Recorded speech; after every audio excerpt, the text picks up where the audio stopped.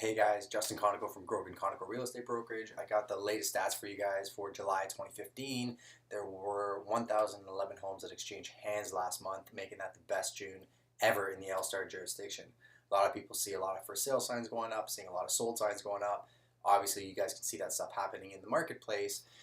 But the important thing is seeing what the turnover of those listings actually are. So there were 6.8% more listings last month than previously, but at the end of the period, the inventory was actually down 5.5%, meaning a lot of those homes were priced well, buyers were in the marketplace, so the turnover did happen. Now, as the inventory goes down, it becomes more and more of a seller's market because there's less inventory to choose from. So if there's a whole swath of buyers out there, the sellers hold the chips. And I mean, that it can go either way, so we'll be watching that closely for you guys.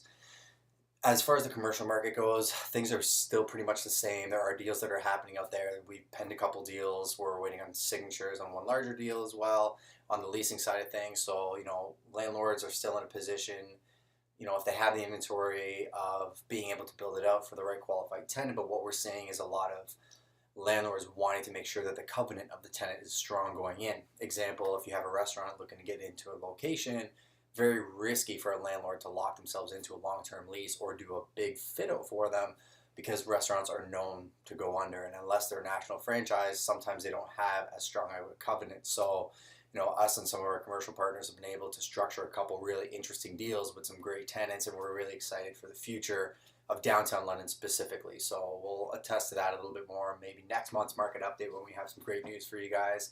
On the legal side of things, we came across one that was really close to home and we found was interesting, and it comes to should HST be included in the purchase of vacant land. So if you're looking at a residential lot and you're purchasing it from a residential perspective, if we're the buyer side, we're actually going to include it in the purchase price. It typically won't apply, and like in this circumstance, the seller's representative came back and said they wanted it in addition to, he said that to me, but he also said, oh, it doesn't even apply, so don't worry about it. Well, from a risk standpoint, for my purchaser, there could be a number of reasons why it does apply. So we went back and forth a little bit, and I had a discussion with him saying, did they inherit the property? Did they purchase it to flip it? Is a partnership agreement in place? Because if any of one of those things apply and the CRA thinks that it's being used for commercial purposes or you're gaining money from it from a business standpoint, they'll come back to my buyer and try to get the HST from them. So make sure you do your due diligence and know what you're getting into. If you're, again, going back to what we were talking about, HST-wise from builders, there's a lot of intricacies when it comes to that. Typically, there's going to be HST that's applicable. If you're purchasing it from a builder, you'll be getting it back on the price, but then the builder applies for the credit. That can get really confusing.